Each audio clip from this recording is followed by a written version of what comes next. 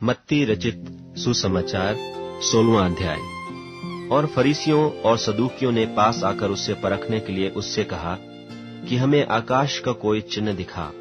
उसने उनको उत्तर दिया कि सांझ को तुम कहते हो कि खुला रहेगा क्योंकि आकाश लाल है, और भोर को कहते हो कि आज आंधी आएगी क्योंकि आकाश लाल और धुंधला है। तुम आकाश का लक्षण देखकर भेद बता सकते हो, पर समयों के चिन्हों का भेद नहीं बता सकते। इस युग के बुरे और व्यभिचारी लोग चिन्ह ढूंढते हैं, पर यूनुस के चिन्ह को छोड़ कोई और चिन्ह उन्हें न दिया जाएगा। और वह उन्हें छोड़कर चला गया। और चेले पार जाते समय रोटी लेना भूल गए थे। यीशु ने उनसे कहा, देखो, फरीसियों और सदूकियों के खमीर से चौकस रहना। वे आपस में विचार करने लगे कि हम तो रोटी नहीं लाए। यह जानकर यीशु ने उनसे कहा, हे अल्पविश्वासियों, तुम आपस में क्यों विचार करते हो कि हमारे पास रोटी नहीं?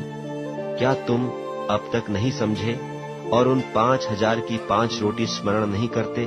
और न यह कि कितनी टोकरियां उठाई थीं? और न उन 4,000 की 7 रोटी? और न यह कि कितने टोकरे उठाए थे? तुम क्यों नहीं समझते कि मैंने तुमसे रोटियों के विषय में नहीं कहा? फरीसियों और सदूकियों के खमीर से चौकस रहना। तब उनकी समझ में आया कि उसने रोटी के खमीर से नहीं, पर फरीसियों और सदूकियों की शिक्षा से चौकस रहने को कहा था। यीशु कैसरिया फिलिप्पी के देश में आकर अपने चेलों से पूछने लगा कि लोग मनुष्य के पुत्र को क्या कहते हैं? उन्होंने कहा, कितने तो यूहन्ना बपतिस्मा देने वाला कहते हैं, और कितने एलिय्याह, और कितने यिर्मयाह या भविष्यद्वक्ताओं में से कोई एक कहते हैं। उसने उनसे कहा, परंतु तुम मुझे क्या कहते हो?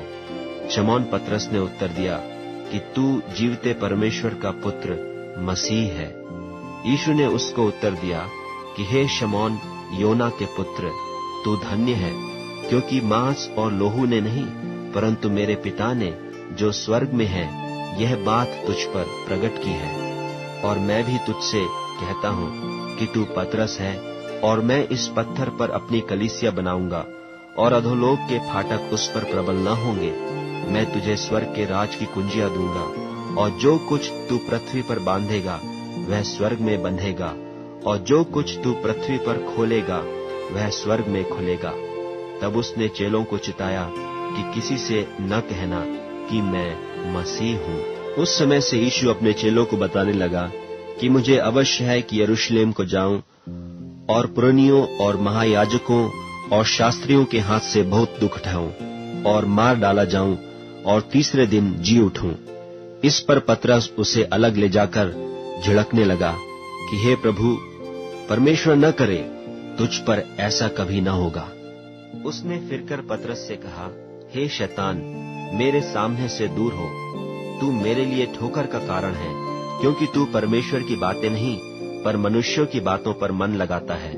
तब यीशु ने अपने चेलों से कहा, यदि कोई मेरे पीछे आना चाहे तो अपने आप का इनकार करे और अपना क्रूस उठाए और मेरे पीछे हो ले। क्योंकि जो कोई अपना प्राण बचाना चाहे वह उसे खोएगा, और जो कोई मेरे लिए अपना प्राण खोएगा वह उसे पाएगा। यदि मनुष्य सारे जगत को प्राप्त करे और अपने प्राण की हानि उठाए तो उसे क्या लाभ होगा? या मनुष्य अपने प्राण के बदले में क्या देगा? मनुष्य का पुत्र अपने स्वर्गदूतों के साथ अपने पिता की महिमा में आएगा, और उस समय वह हर एक को उसके कामों के अनुसार प्रतिफल देगा। मैं तुमसे सच कहता हूँ कि जो यहाँ खड़े हैं उनमें से कितने ऐसे हैं कि जब तक मनुष्य के पुत्र को उसके राज्य में आते हुए न देख लेंगे, तब तक मृत्यु का स्वाद कभी न चखेंगे।